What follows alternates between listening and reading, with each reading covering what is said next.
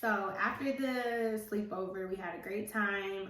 It was very memorable. So as soon as I got home, I started thinking, okay, what do I need to sacrifice? What do I need to give up? And at the time, because I had just completed my freshman year of high school, and again, I loved boys. So I had one boy that I would talk to on the phone a lot throughout the school year, and we liked each other. And it was innocent, but we would talk on the phone, and I could only call him because I couldn't have boys call the house. So that was the only way we were able to talk. And he lived with his grandmother, so his grandma didn't care that girls were calling. So, he could never call me, and he knew that. So I just stopped talking to him. I didn't explain anything. I didn't tell him what happened. I just stopped calling him. So we were in the summertime, so it was kind of sad, but I was like, he'll be okay. We'll just be cool when we get back to school, because I knew that I could still talk to boys at school. So that was my plan, was like, okay, so I'm not calling him anymore because we're not supposed to be dating anyways. And I wasn't being obedient to my mother by having, calling him. And it was funny because back then what I did was, if I did call a boy, I would just really emphasize, like, girl, quit playing, like, all the time if I was around my mom. I'm sure she knew still, but that was my little scheme at the time. But yeah, so I stopped talking to him. So that was like my first sacrifice. And when we got to school in 10th grade, when I started my 10th grade year, it was kind of sad because he stopped talking to me altogether. Like, he didn't talk to me at all. And it was really sad because I was hoping that we could still be like friends in person, but he didn't talk to me at all. So I was hurt because that was my little buddy. And I know that we were pretty close because I had gotten like a car accident before the sleepover, and the first person that I called was him to kind of like share the situation with. I wasn't injured or anything, but I do remember like calling him to talk to him about it. So we were pretty close. So I stopped talking to him. I had also stopped listening to music that wasn't considered church music. So I really liked Brandy and Christina Aguilera at the time, so I just stopped listening to that type of music. I used to watch music videos. 106 in Park was a favorite show of mine, so I stopped doing that. I really just basically created a new identity for myself in Christ. For some reason, basketball meant a lot to me, and that was one of the sacrifices that I made that I feel like really made me cry and all that kind of stuff, because I didn't want to let that go for some reason. Maybe I was supposed to be in the WNBA or something. I don't know. I really wasn't that good, but it was just something that I really, really enjoyed. And so how that went was, I was starting my sophomore year and I was on the junior varsity team. So we had already did like 2-a-days and practices during the summertime.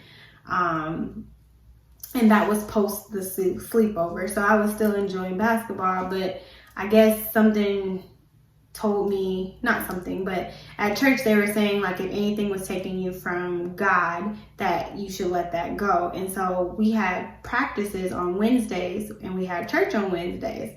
And so it was interesting because at church they were saying if anything was taking you away from well, not at church, at basketball practice, they would say, you guys need to practice, at least 2 hours at home. And so it was like, I don't really have that much time anyways between homework and going to church. So it was just kind of like this conflict, internal conflict. Church was saying you need to spend time with God at home. Basketball was saying you need to be practicing, doing your drills and things like that at home. So I decided that it was time to let basketball go because it was interfering with my time with God. And so church was on Wednesdays. We had practice, I think, from like 4:30 to 6:30 or something like that.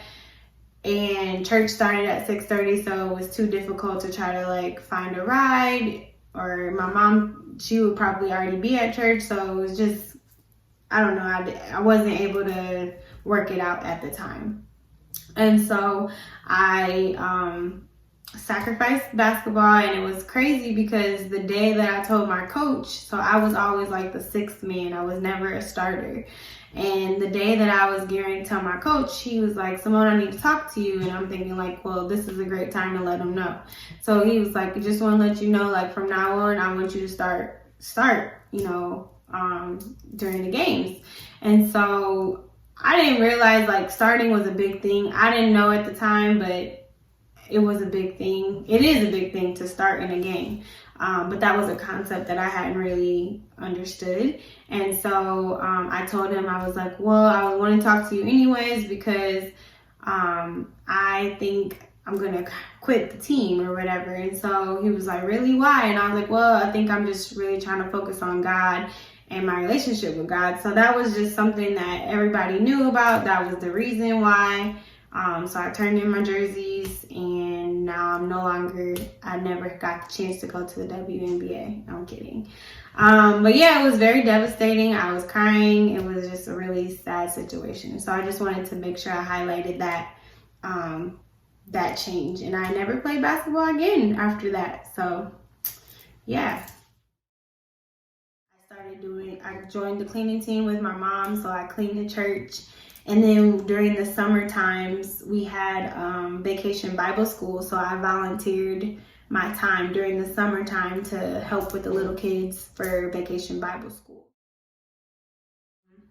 As far as seeking God, I started reading and praying at home, which I hadn't did before.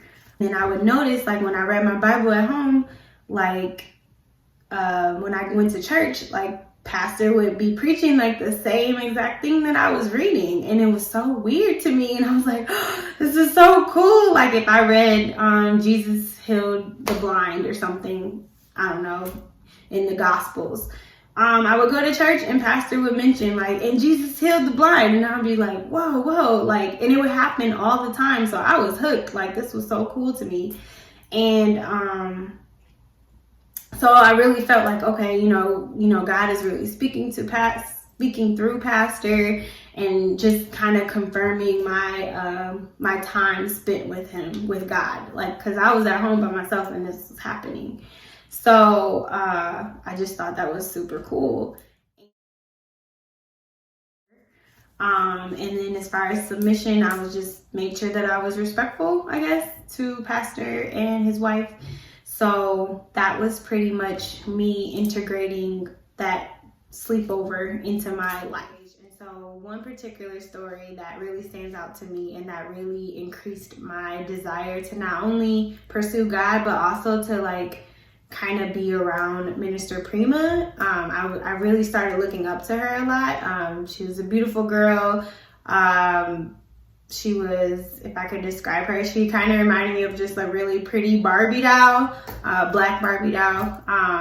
Just a pretty petite young lady. I always thought she was beautiful, and I just really admired her because she was helping me get this cool relationship with God. So in my effort to implement S to the fourth power, which again was sacrifice, serve, seek, and submit, it was spring break, and it was myself and two other girls. We asked Minister Prima, I have to be careful not to say the person's real name, but we asked Minister Prima if we could come to the church and serve, if there was anything we could do during our spring break to serve. So these are the types of things that got a lot of accolades, that made Pastor and First Lady, his wife, really happy. So she said that, yes, we could do something. So there was, I guess, a storage closet. And in my book, I entitled this chapter, The Storage Closet Whisperer, because this just really intrigued me. So we were cleaning up the storage closet, and Minister Prima was with us, and it was myself and two other girls. And so we were just organizing things. So there was like toilet paper in there, just all kinds of random stuff. So I was picking up the toilet paper, and so I asked Minister Prima, I said, where did you want me to put this? And so I held it up, and so she was like, and then all of a sudden she just burst into prayer. So she was just like this.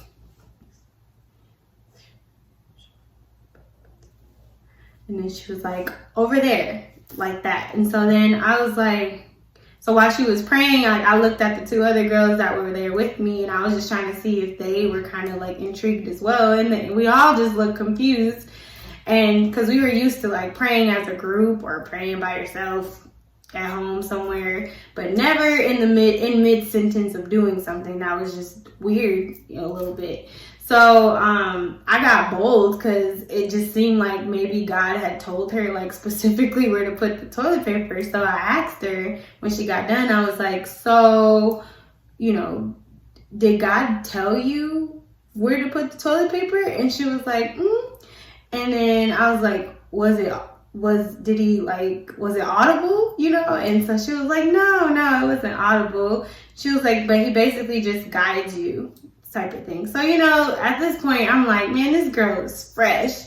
Like, she got this bomb relationship with God. I want to be around her because that's the level that I would like to be on. That's what this particular situation like kind of drew me closer to her. And it was just like, I wanted to be around her whenever I had the opportunity, just so that I could, figure out how I could, experience these things. Like, God became very interesting because of her. So all of the teen ministry became really unified during this time. So this was like my 10th grade, like 11th grade years.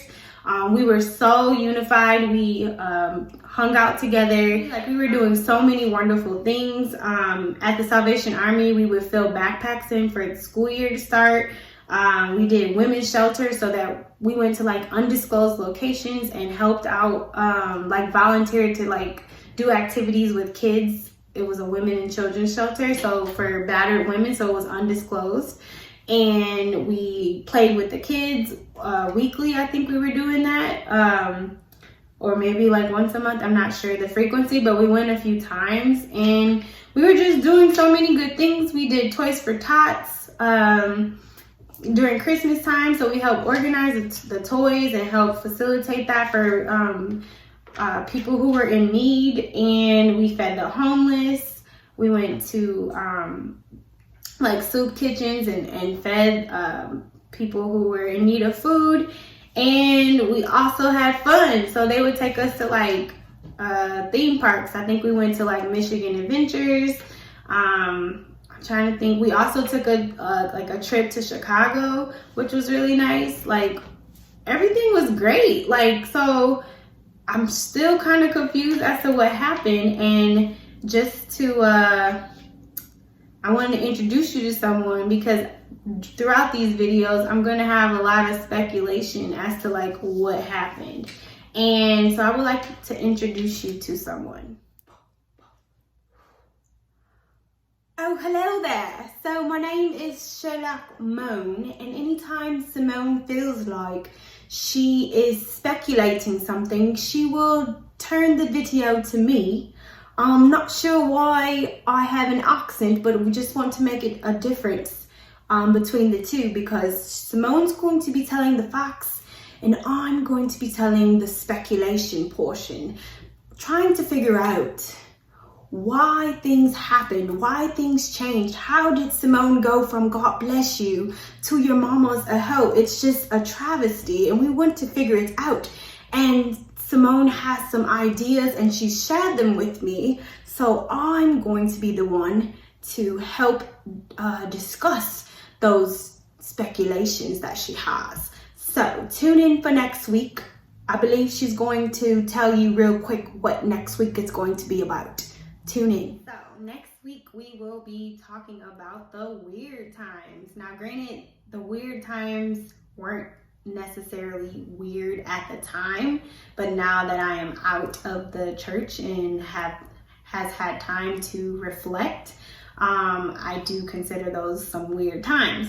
But some of those times will include a lot of division between the teen girls.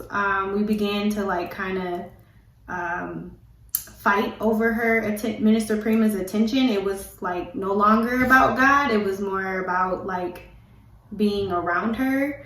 type of thing. So we'll dive into that. Also, we'll talk about some of our church trips. So we would go to Florida every year, and I'll just talk about how there were certain things that kind of switched up in regards to church. And so Sherlock Mone is going to interject in some of my videos just to kind of talk about some of the things that she thinks may have been the cause of these changes.